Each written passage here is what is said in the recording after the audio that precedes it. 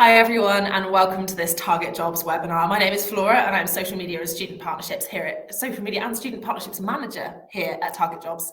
And it's such a pleasure to be hosting this incredible webinar, A Message to My Final Year Self. Your final year of university is always a tough one. It's always full of uncertainty, full of lasts, full of lots and lots of assignments. So we're here to share some of our top tips and tricks about how we got through our final years of university, and hopefully to help you guys find that final year as straightforward as possible. We've got loads to cover, so I'm going to jump straight into the intro. So Junaid, do you want to start? You're on mute, sorry. What am I meant to be saying? So my name is Junaid. It looks like it's not meant to be phonetic, but it is. I've just finished my degree in popular music vocals at Leeds Conservatoire. I work for Sky, so I work part-time as a sales advisor, but my other job for Sky is I run the LGBT network for retail. So you might see me bouncing around Leeds a lot of the time. Yeah, that's it, I think, from me. Awesome. And Fatima? Hi everyone, my name is Fatima. I just finished my final year in software engineering from the University of Swansea. I also work for GoCompare/Future Net as a junior software engineer. Awesome. Jane? I'm Jane Wilkinson. I work for the Department for Education's Getting to Teaching team. I graduated many, many years ago from Croydon College doing graphic design, and then went on to the University of Roehampton to do my teacher training there. Fantastic. And finally, Jack. Hi guys, my name's Jack, and I've just finished my final year of studying law at the University of Salford. I'm currently off on my summer holidays at the minute, and I'm due to start the LPC Masters in Law, Business and Management in about 3 weeks' time. Awesome, thank you very much.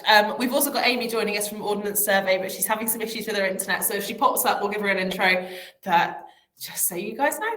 Awesome, so the first questions we want to cover are about kind of your final year and how balancing assessments, coursework and dissertations. So first question is, how did you guys plan your time for your final year of university? And I don't mind who goes first if somebody wants to jump in. I'll go. I did no planning. I was working quite a number of jobs, and I literally did my dissertation the night before it was meant to be handed in. That is not something that I would ever recommend anybody ever doing, because I certainly didn't get the best grades that I could or should have done. But I think part of the university experience is very much about becoming an adult and being aware of what it is that you want to do and how you're driven. And I think I was just very involved in earning money and planning trips to faraway countries to really take much notice of what my studies was meant to be. That does sound like a lot of fun, though. I think obviously everybody has a different way of approaching stuff, but sometimes the unplanned approach is what people take, and we have to roll with that. Awesome. Fatima, how have you dealt with your with lots of assignments and stuff at your final studies? So mine was quite difficult because I had around 12 assignments as well as 12 exams throughout the year, as well as my dissertation and my project. So luckily I'm kind of organized when it comes to stuff that I find fun. So when it came to my project, I did it early on. So I started it in the August of the previous year, and then I knew I had to go on with that. The dissertation part of it, I left to last minute because by that time I'd already set up in my mind that I prefer writing at last minute, which I wouldn't recommend now. I just would work better in my head because I know myself. And I think a lot of people are like me in that sense. I always change things as I go along. So if I had written my dissertation early, I knew for a fact I would come back and delete it all and start over again.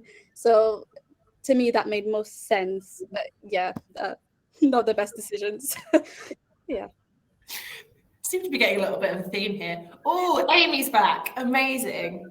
Amy, everything sound all good from your end? Hi, Can you hear? sorry, I don't know what happened.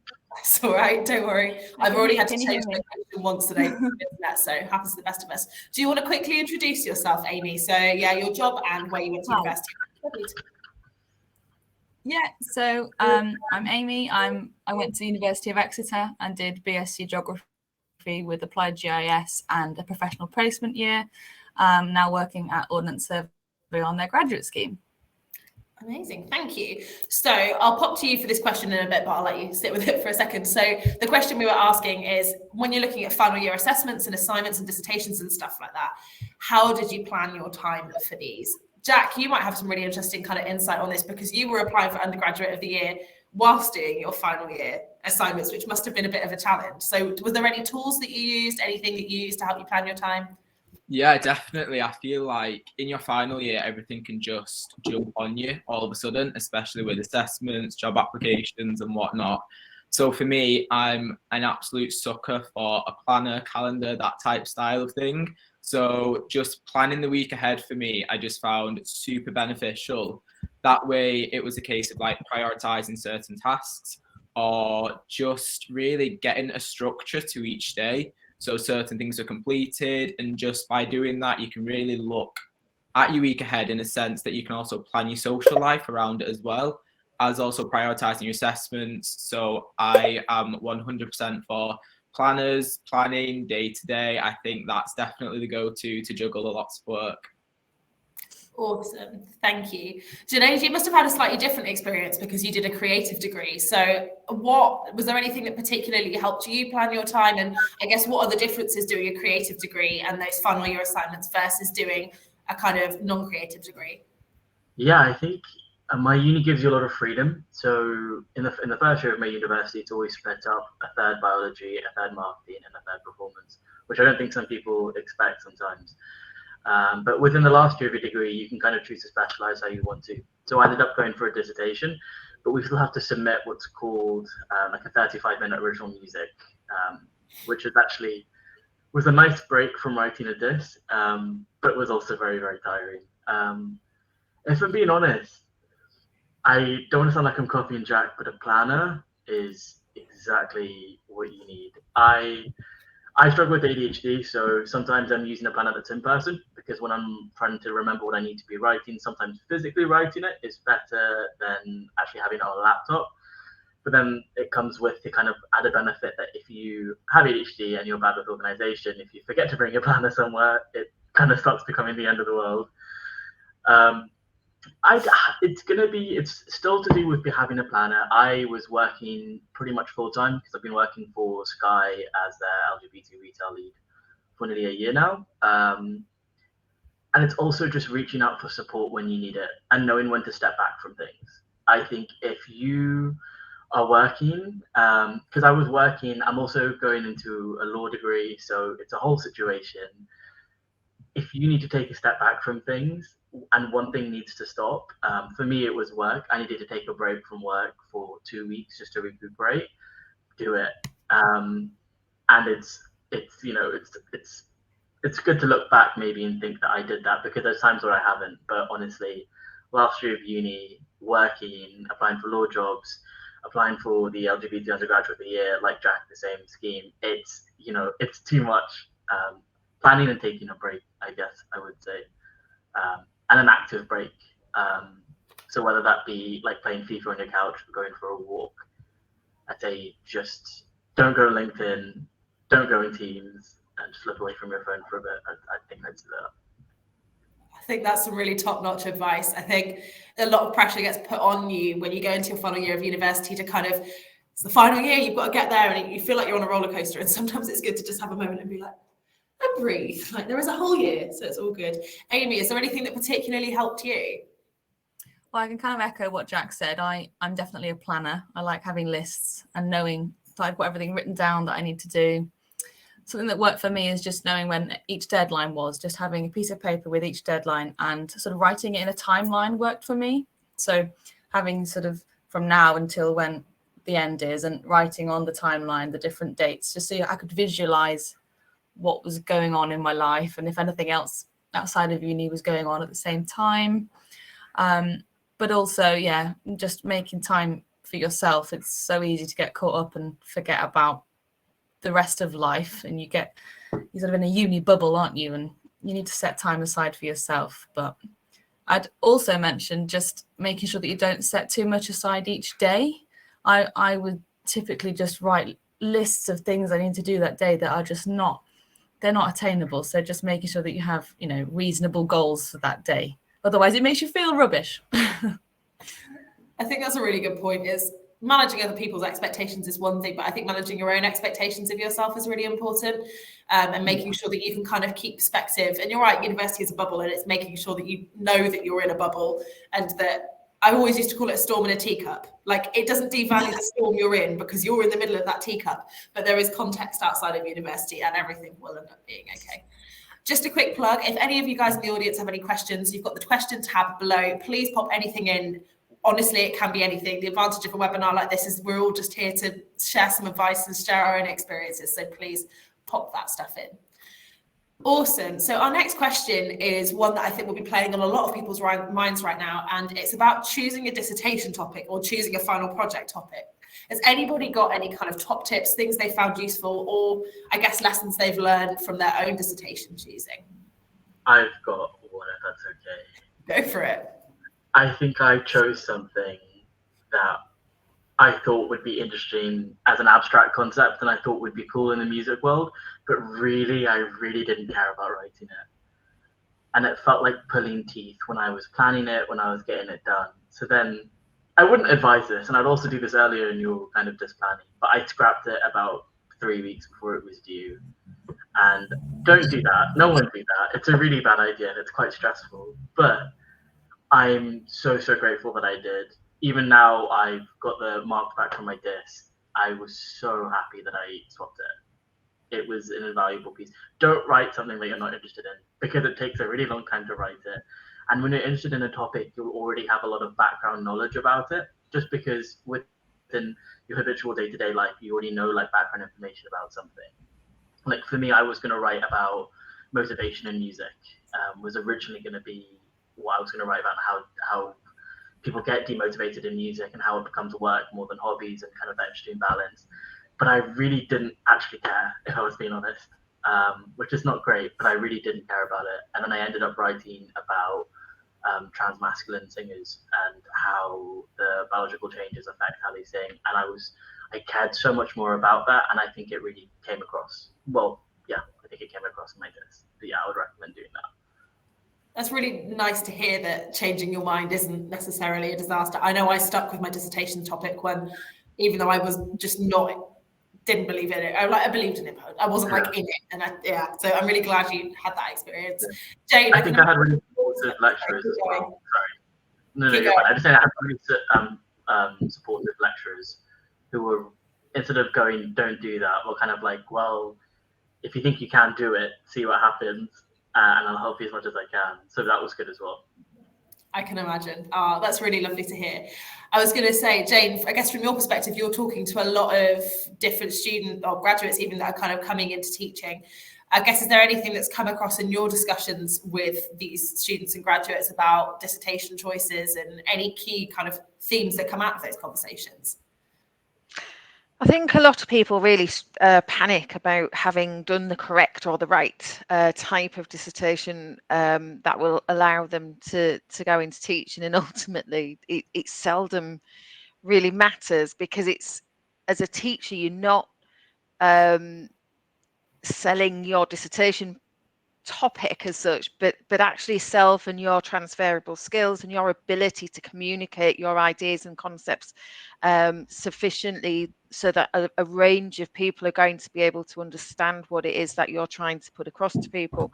So I think certainly for teaching, it's an area that, providing it's related well to your subject and you complete that qualification, then actually it's not such an issue. I think where people have often struggled with dissertations is around looking to totally and utterly reinvent wheels and looking at niche kind of areas where they want to make their mark, but actually there's limited research and resource that will allow you to excel with your dissertation. So in some ways it does need to be something that you're incredibly interested in, because it's a long piece of work, but equally it's got to be something that there's going to be resources available for you to look at and to cite within that dissertation, because certainly for undergraduate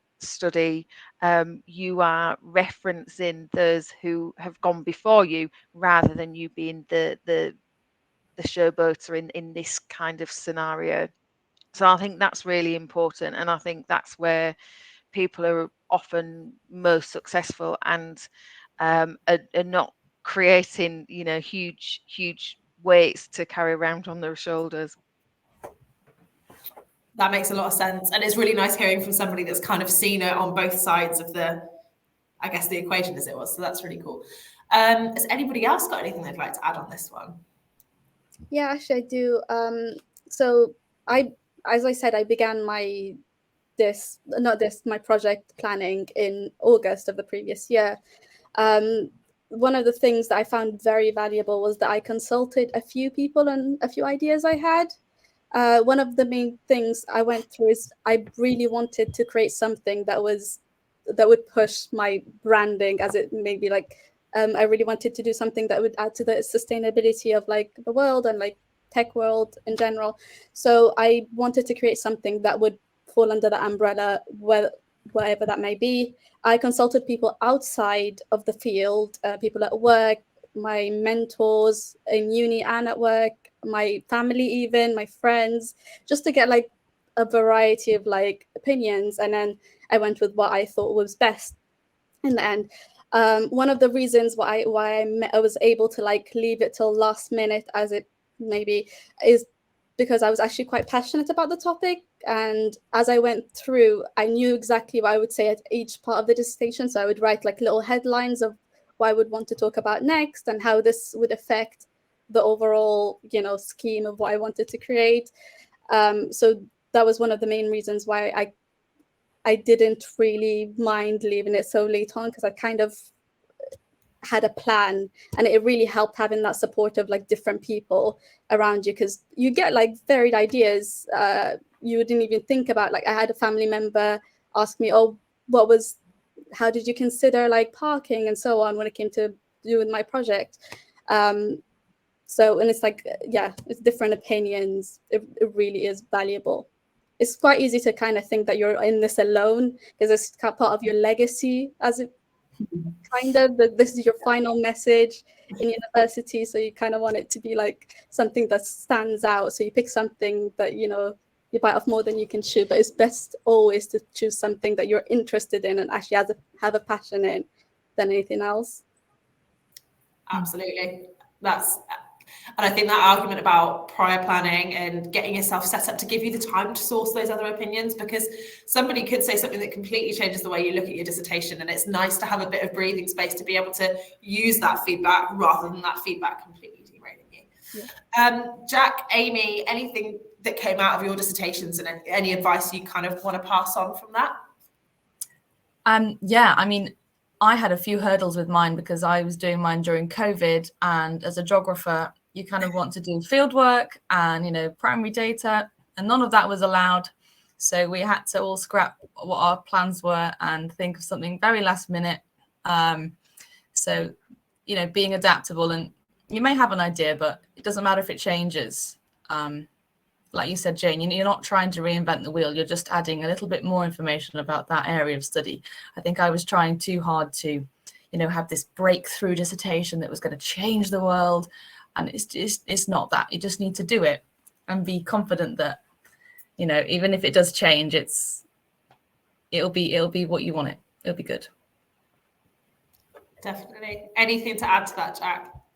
I just would like to echo really what's been said already, to be honest. That kind of aspect that Jane touched upon, where you need to make sure the question and the kind of dissertation that you're focusing on has that sources, you know, to go research and to find, to really broaden your understanding of the topic, but to also know that that wide variety is out there to include within your work. I think some students can get really stuck on making things overly complex, which then has a domino effect of you leave it weeks and weeks trying to find research, it doesn't work out, the time's getting shorter, and they all just really add together just to really increase that added stress, which isn't really necessary in some situations.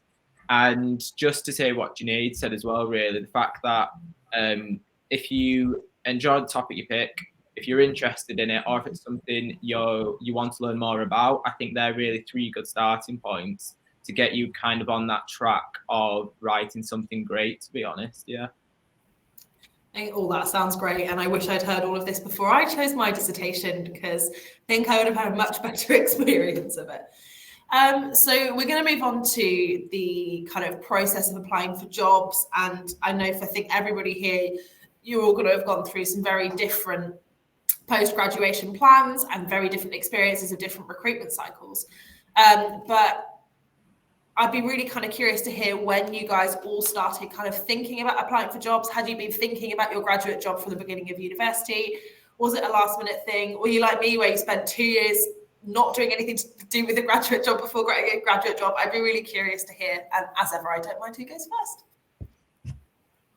I learned in my second year, or towards the end of my second year, that the jobs that I was actually wanting to do, because I was doing an internship at that point, was absolutely definitely not what I wanted to do. And so therefore all of my education to that point was somewhat irrelevant to anything else. And so I was kind of hurrying towards the end of my degree, and it felt as if it was passing at light speed, and I was really wondering, well, what on earth am I going to do? I'd had several different kind of tastes of different environments and in industries. I'd worked in mental health areas, I've worked in nursing, I'd worked in retail and various different other kind of sectors. And I kind of knew what I didn't want to do by that point, but I also knew what it was that I did want to do. And the unifying thing within my experience and within my training was I enjoyed working with people. And so it's really important to start to get to know yourself and understand, okay, well, what strengths have I got? What abilities do I have? How do I relate to other people? What is going to bore me to tears, but what's going to want me to get up in the morning? And so fairly late into the third year of my degree, I kind of, having had lots of people say to me during my degree, oh, you'd be a lovely teacher, and me being very, very dismissive of that, it kind of got me to a position where I was thinking, well, actually, I'll do that, and then I'll become an educational psychologist, and then I'll go off and do, X, Y, and Z. And actually, I was able to get my application for a teacher training course in place, get that lined up, ready before I left my degree, because I knew that a couple of weeks after my dissertation would have been handed in, I knew that I was going to travel to China. And so therefore I wanted to have all of that kind of thing tied up and allow me to do the kind of extracurricular stuff that I intended on doing. And I was able to come back from that holiday, obviously knowing I'm going to go back to uni effectively, and in that cozy bubble of doing my teacher training. So it was all something that I was able to actually put some planning and preparation in place at that point, because throughout my degree I had not done any. I think that's a really good point, is that there's absolutely nothing wrong with getting halfway through or 3/4 of the way through your degree and going, I don't want to do this as a career. I mean, I did an archaeology degree and I now work in marketing. Like, there's definitely I think sometimes people feel a lot of pressure to follow their career path. Like, you do this degree, you do this, you do this, you do this. And actually, there are so many different options out there, which is really exciting. Junaid, did you say you're heading on to doing a law degree now? I was going to say that's so kind of what made you want to go and do like further study? What made you feel like changing paths? I'd be really curious to know that. It's a bit of a long story, and I can talk for England, so I'm going to summarize it as best as I That's can. good. I came to uni at 18, and I'm trans, so I'm trans man, so I started testosterone at the end of my first year of my degree, which I thought would be fine. And I essentially thought, yeah, I can do a degree in singing and essentially start testosterone, and it's not going to be a problem when my voice drops. And it turns out it was a big problem, actually, and it was really hard. So I kind of came into uni wanting to essentially go into the world of commercial music. I didn't really know what I wanted to do, but I knew it was a music degree. I auditioned for Leeds Conservatoire, didn't think I'd get in, somehow got in, and then ended up here. I somehow timed so after my first year of uni, I went into second year, realized how difficult things were going to be, and thought, this is not what I want to do right now. I'm going to take a break. So I left uni. Somehow I timed that perfectly with the start of COVID. I don't know how I did that. And I moved home from London, and essentially I kind of reevaluated what I want from life and what my priorities were, and whether music was everything I wanted to do. And I think people think music is kind of a world where, you know, someone will find you and people will pay for everything and a record label will pick you up. And that's actually just not what happens anymore. Record labels expect you to already have thousands of followings, already doing UK gigs, and all of that takes a lot of money. And I didn't really want to be the romanticized struggling artist in London, and that was not really what I wanted for my life. So I kind of thought, well, what else do I really enjoy? And I kind of started looking at law, because I think I stumbled across the Uni of Law ad of just like, you didn't do a law degree, you could do law. And I was like, oh, that's not applicable to me, the degree in vocalists. But it was somehow. So that's kind of how I got a bit sucked into it.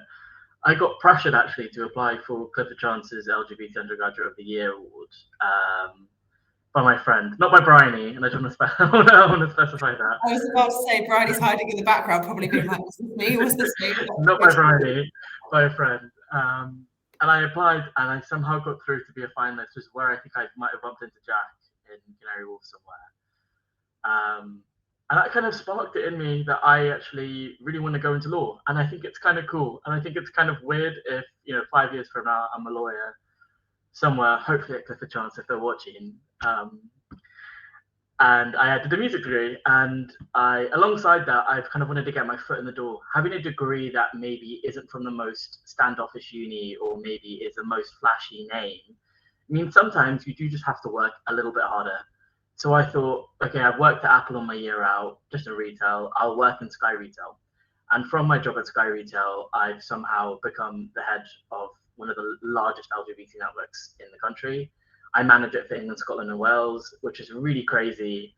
And that is not because my degree was flashy, and it's not because I went to Oxford, and it's not because I got good A levels. It's just because I got my foot in the door. So yes, I want to go into law, but I don't really know what I'm doing. But I know that I want to go to law. I know I want to make a difference. So yeah, That's a bit of a long journey. No, that's a great story. And thank you so much for sharing that as well, because I can imagine there are some real trials and tribulations along the way. And Cool. no, it's really lovely to hear. And also lovely to hear that we always like hearing that undergraduate of the year has made a difference. So Yeah. Amazing. Has anybody got anything else they'd like to add on the kind of job application process, or even just like what it's like applying for jobs while studying and finding that balance? Whoever's interested. I can definitely talk about the balance side of things. Awesome. I think I underestimated the amount of time it would take to apply and actually go through the processes of assessment centres and the whole rigmarole with that. I think I got to a point at one point in my final year, I think I was doing more work on my applications than my actual uni work, and that wasn't balanced. So I'd recommend just starting out early. I didn't really start thinking about jobs until I was in my third year, because I had a placement year. So I was put in, I found a job in Bristol and I worked there for a year, also aligned with COVID, which was interesting. But it wasn't until I had that sort of real world knowledge that I actually thought, what, I could see myself doing something along these lines. And that's how I got into looking into GIS jobs and ended up at Ordnance Survey. I mean, you can't get much more geography than Ordnance Survey. I think most job for grad schemes, they sort of open around in the winter. So just making sure that you know when deadlines are and just not rushing, because I definitely didn't anticipate how much time they would take. That would be my advice. That's a really good point. And as a cheeky plug, there's masses of advice on the Target Jobs website that's here to help you plan through those applications, because there's some of them, they're all very different and they are all long. But I think what we're trying to do is hopefully make that a bit, demystify it a bit and take away some of the, I guess, some of the mystery around it. I'll come to you in a second, Jack, to talk training contracts and law, because that's a whole separate post-graduation kind of thing. But Fatima, how's the job application process for you? I think you said you've been working during your final year, so how has that all kind of culminated for you? Luckily for me, I've been working throughout my whole degree because my work actually paid for it. So I didn't have to really struggle, but it became apparent that I needed to think about whether this is for me or whether I should look somewhere else. One thing that actually really helped me get perspective was the Target Jobs events, like the Future Females in Tech, IT is not just for boys, all those events. They actually were really helpful because you can get like a realistic understanding of what people actually do in their jobs. Yeah, so that was very helpful. I had a similar situation as Junaid a couple of years ago. I was doing a civil engineering degree because I thought it would be more artistic than it actually was. Realized I hated it, but there was many routes I could have taken. I just decided I'm gonna leave it. So I had left that, and then luckily, just grace of God, I got the Go Compare job. I did start applying towards the end of this year for jobs. It was very hard to balance it because I still have actual work to do. I still have dissertation and assignments and exams to do. So what I did was I just designated like Friday afternoons to do so. One thing that actually was really helpful is looking through the, what's it called? LinkedIn. It's kind of like a dating profile, but just for job markets, and you get to see like actual employees talk about what they think, and it just, yeah, that's what you need, I think, because it's very easy to like pre-plan in your head throughout uni. Yes, this is what I'm going to do for the rest of my life, but you don't actually realize what goes into it, like, and the different sectors that you can do. One uni degree can like stem and branch out into many different jobs, and you're not like just set in to that one field. Like if you did medicine, you don't have to be a doctor. You can do like biomed, you can do so many things. But yeah, that was my journey. That's a really good point about not feeling like that your degree closes doors. Like your degree should open doors, and if you've got a degree, you automatically open doors to so many different industries. And I think especially now, graduate recruitment is diversifying so much, and there's so much talk about humanities students in tech companies because they need those soft and communication skills, and vice versa. Every company needs software engineers now. Every company needs people that can deal with big data. So I think it's really important to realize your options are not closed off. And even if you've done the most vocational degree in the world, I mean, Junaid, you're a really good example of somebody who did a very vocational degree, and that's still opening doors. So I think that's really important to remember. Jack, in terms of law, probably the most complicated graduate recruitment process out there, have you got any tips for those that want to go into law? Anything that you've seen that's really helped? Anything that's not helped? I know we could discuss this for an entire webinar, but yeah, we'll do the abridged version at the moment. Yeah, of course. So applying for any kind of like legal position, whether that's your vacation schemes or your training contracts, is a hurdle in itself, I will say, just to put it lightly. They come at times in the year when all your assessment deadlines are due. You've got those to juggle and your job applications for them as well.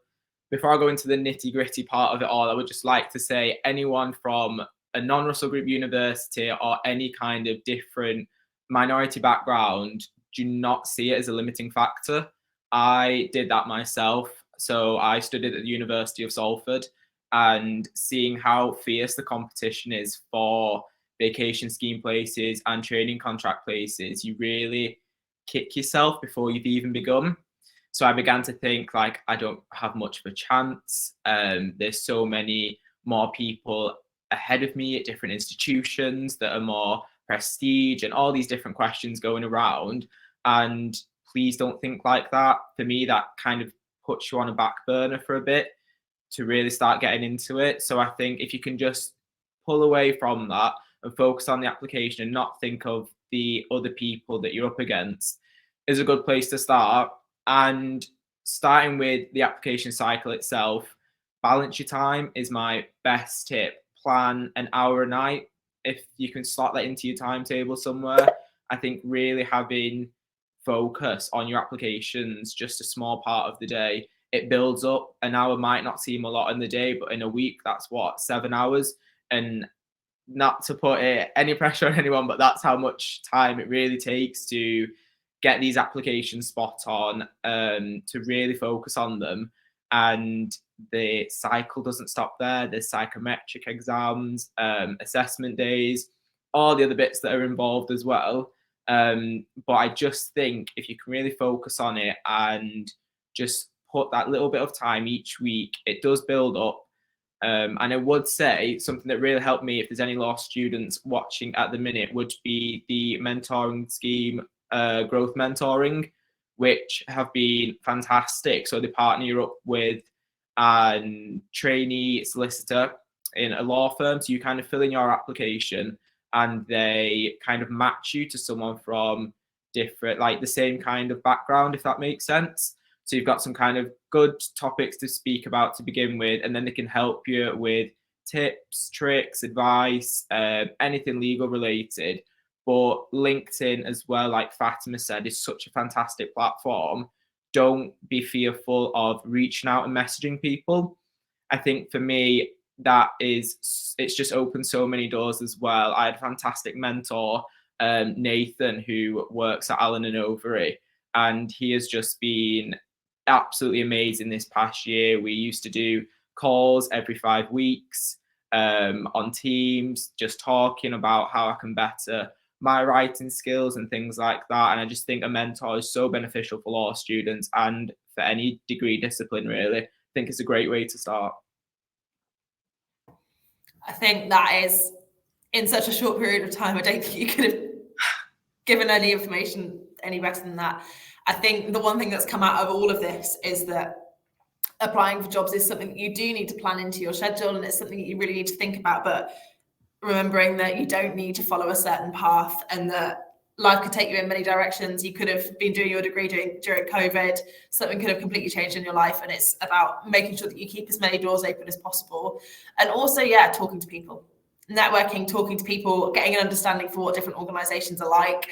That's some of the most important stuff that you can do when it comes to that research. Definitely. We're gonna Flora. Go for it. One last thing, really, just how you've mentioned and touched upon then, not sticking to this concrete route that you believe you should be going down, seeing people at certain stages and really like comparing yourself to that.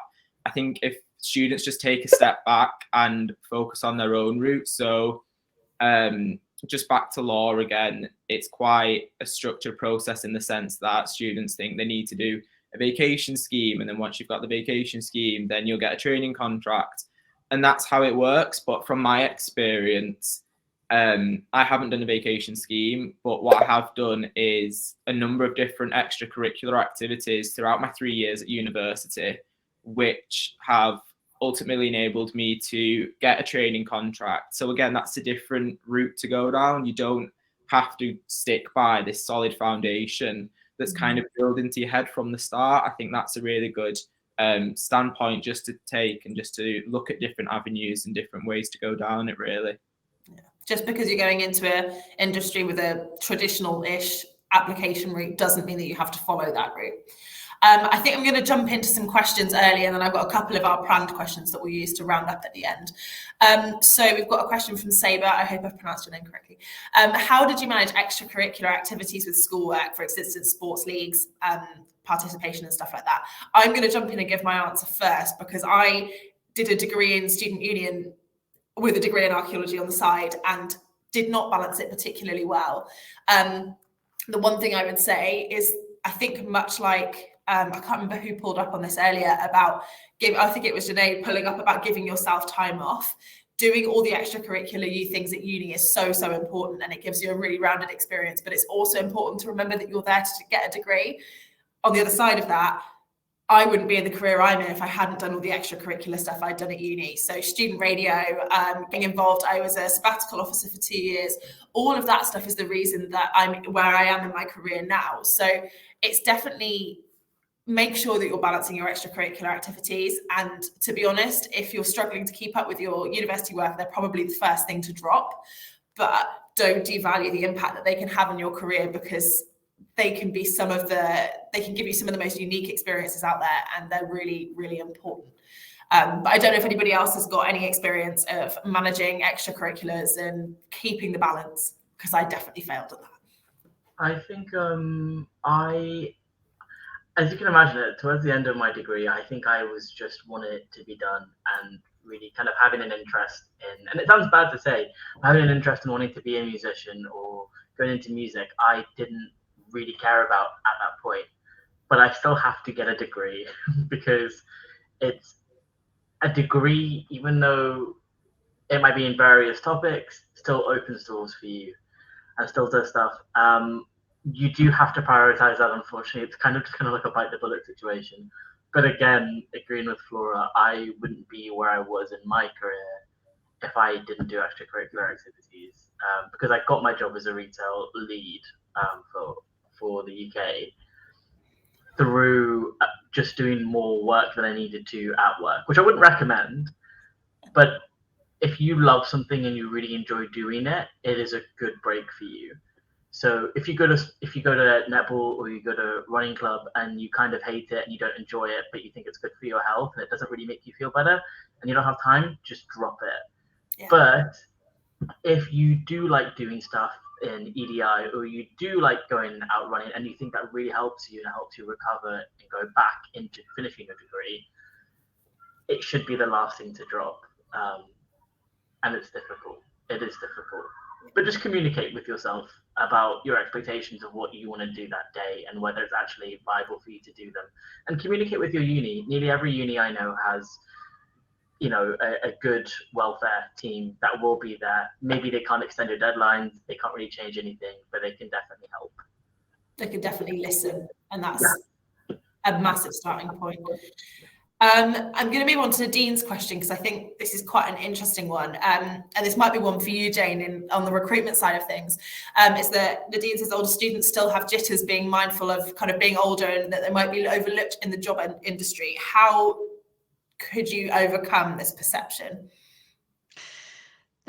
Certainly within teaching, there is this really strong perception that people kind of leave university and immediately become teachers, and it's just not the case. I think the majority of the people who we support as advisors are what we would consider career changes, and it's the depth of knowledge, understanding and experience that the kind of postgraduates are able to bring, not just to their application, but obviously to the career itself. And I think that does apply to other industries. If you have got suitable communication skills, or you've mastered the ability to show that you've got emotional intelligence, then you're able to kind of get into the types of industries that you're looking at getting into. And I think it's having that confidence in yourself, really, which I think trying things out, making those networks that you have been able to develop and so forth and so on. Actually, as a potentially older person, you've got that confidence to do. So you are going to pick up the phone and speak to those people, or you're going to reach out and make those contacts. And I think that stops you from being overlooked, really. I think that's a really nice way of putting it. Like, I certainly know I'm 6 years post-graduation now, and in those 6 years, the workplace skills I've learned that I didn't have when I first graduated are massive. And I think, never overlook those. Youth is great, but also just having seen a bit of the workplace and spent some time out there is super, super important too. So Elaine asks, did anybody wait until after exams to look for work? Are you guys all super prepared? I didn't personally, but I know my brother did. He just found it more organized to like finish everything first and then start something new, but he's always been like that. And he didn't really struggle that much because he had a structure of what he wanted to do first. For him, it worked better to just organize it like that, and then have like a focus on everything he was doing. Yeah. I mean, yeah, I had a similar experience in that I did 2 sabbatical years with my students' union after I graduated, and then essentially had a year out. And don't get me wrong, it came from a position of privilege because I could move home and had that space. But I definitely found that I never felt like I wanted to dive straight into work after I finished university. It was definitely and after those 2 sabbatical years, I definitely needed a break. But what's nice is I did a bit of office work and did some hospitality work. I still have a side job in hospitality because it's all those other skills. So don't get me wrong, we've talked about traditional paths a lot. A lot of people will say you need to start looking for your grad job at the beginning of your 3rd year, but like A, there's no shame in not knowing what you want to do and changing your path up. And B, there are a lot of graduate recruiters that are recruiting out of the traditional timelines, that are recruiting all year round. And also in terms of kind of just you don't have to go into a graduate role. You could go into an entry-level role at a small business and work your way up and have just as valuable an experience. So I think, yeah, it's really important to not feel pressured into looking for jobs during your 3rd year if you don't feel like you need to, or you don't feel like you're ready to. Time isn't a bad thing. Yeah, it's quite easy to be influenced by people around you, like other students and stuff, and think, oh, because everyone's applying, I should be applying too. But then you have to think, is it really what I want to be doing right now? If you feel like you get too much pressure from applying at the same time as doing your exams, then I think there's no point in you being tied in now into a career that you're not even set about, you're not sure about, and it gives you a chance to just think about what you actually want to do for the following how many years, even if you choose to change it. Space is nice sometimes. Yeah. Or travel. Yeah, like post-COVID, if you got the opportunity to travel, go. So Hannah asks, is there any advice on looking/searching for and then applying for further studies, such as a master's degree? Janae's unfortunately had to drop off. We're so appreciative for the time though. But I don't know if any of you guys did master's degrees. I didn't. I did my postgraduate teacher training qualification, and so I had to have my degree as part of the entry requirements to a teacher training course. So I think when I was searching for that, and I think this would apply for master's degrees or any further education, it's about making sure you get the right place for you and your needs, and making sure that it's going to be well enough supported. So if you have got additional learning needs or something like that, then make sure it's going to be a university that's going to be able to support that.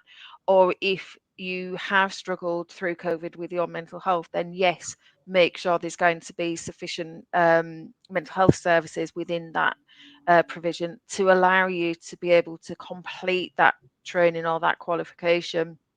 Certainly within the education sector,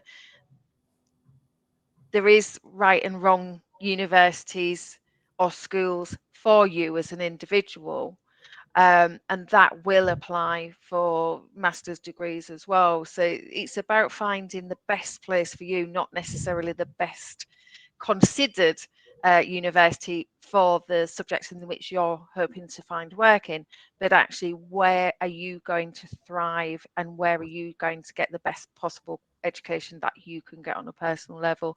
And don't be afraid to go and speak to students who are also studying that course, and the course lecturers, and the welfare teams and careers advisors and people like that, because you will get a better insight by having that personal touch rather than kind of trailing through websites or LinkedIn pages or anything like that, because ultimately the customer facing messages that these universities are putting out are trying to entice you to apply to them, do get yourself on campus, do get to know what the nightlife's like, what the canteen's like, all of those kind of things, because actually it does matter for that period of time that you're there.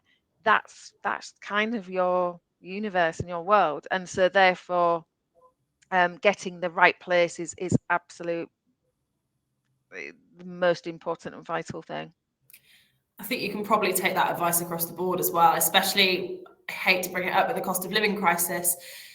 Amazing if the university you did your undergraduate degree at is offering you a discount on your master's, but if that's a really expensive city to live in, your master's loan might well only just about cover the cost of your tuition, and then it's a case of, is it an affordable place to live? But I think you could say the same for graduate job opportunities as well. Getting a graduate job in the centre of London is fantastic, but if the salary doesn't cover your living costs, then it's probably not the right job. Which is, it's not always nice to take a bit of a downer on this, but I think it's definitely worth being sensible about it all and being picky. You're allowed to be picky. You're spending your money, so be picky. Awesome. I've answered that one. So Katie asks, I don't know if I didn't do any unpaid internships, but I don't know if anybody's got any experience of internships, paid or unpaid. She says, is an unpaid internship worth it if the cost of community and accommodation outweigh the experience? I studied within the creative arts and so did unpaid internships. It was something that, because I was working 3 or 4 jobs at that point, it was a good thing for me. I could afford to do that. And I was able to really see what the industry that I was hoping to get into actually looked like and felt like, as opposed to, trying to peer into something. I was living that experience, and so I did a couple of unpaid internships. So it was useful for me to really get an understanding of what it is that I was I was attempting to access. And what it told me was that I didn't want to be in those positions. And so actually, yes, it was absolutely worth the cost of commute and everything else.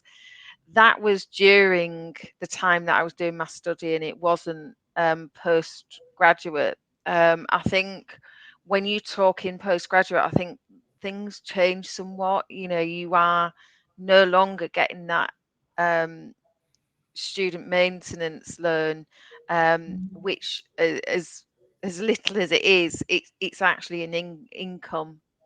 And if you then go on to do unpaid work, you've not got the time to do the work that you would need to be doing to sustain yourself. And so as a result, I probably would advise against doing that kind of thing. I realised that to get your foot in the door, to meet the people who you need to meet, internships are often a great way of doing that.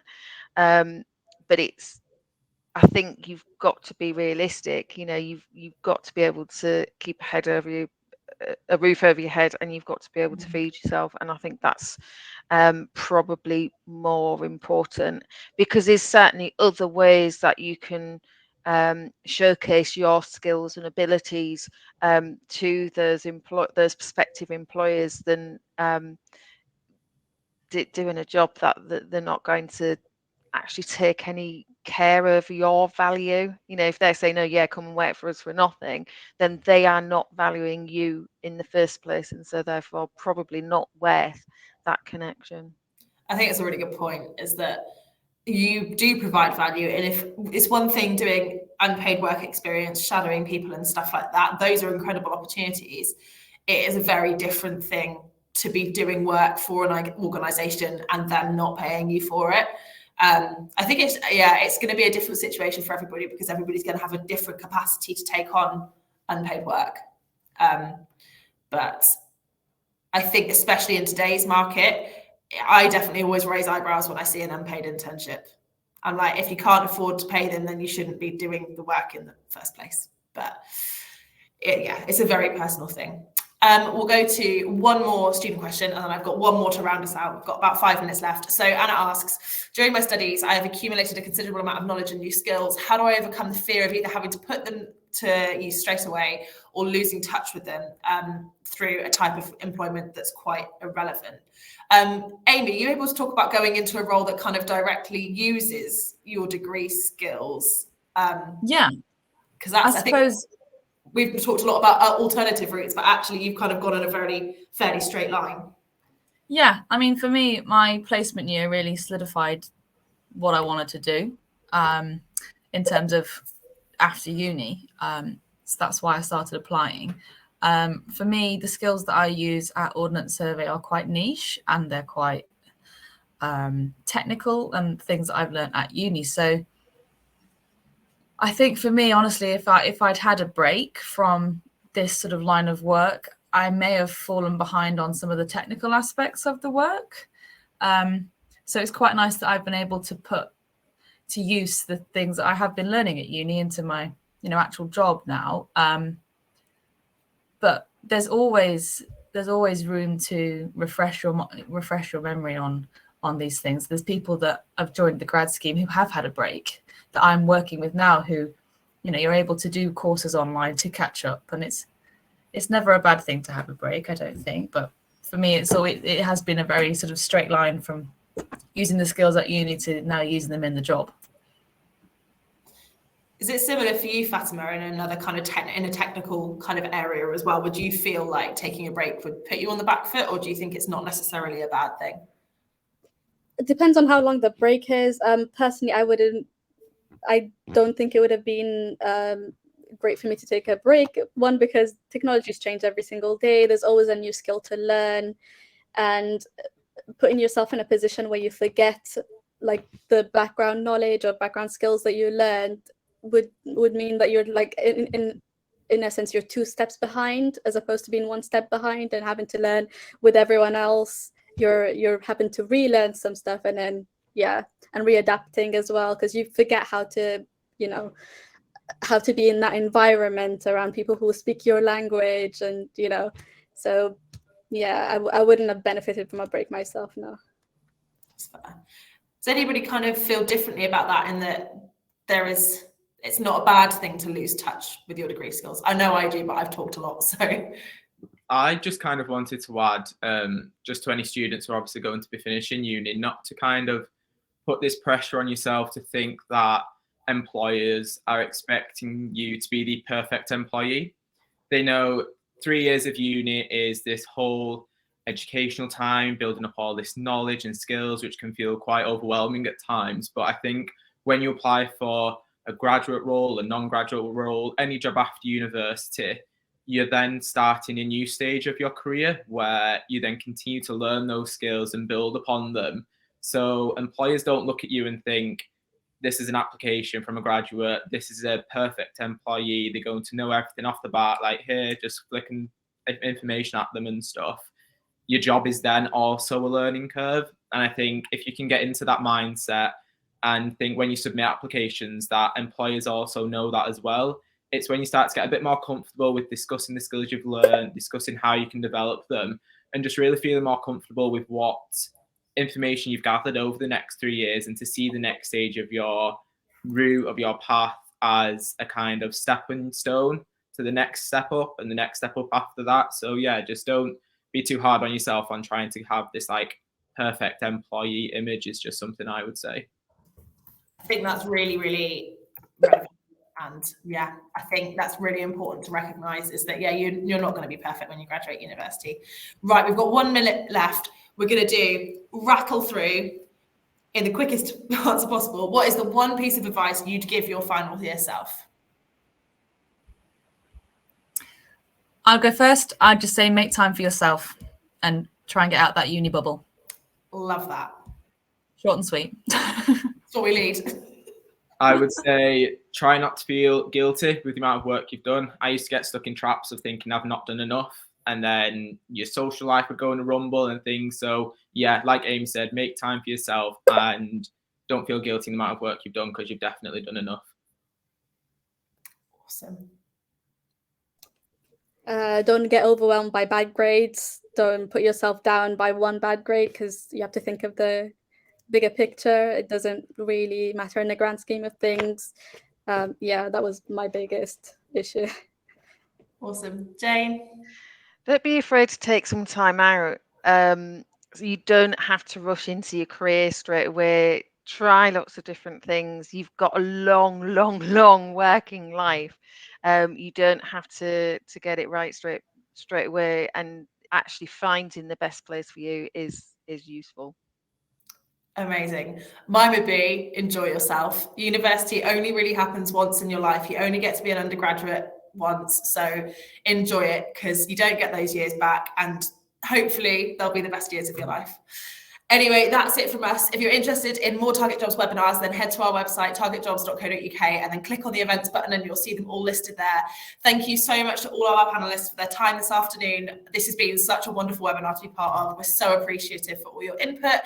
And it's been a real pleasure. Thank you for all your questions, and we will see you at another Target Jobs webinar very soon. Have a lovely rest of your afternoon.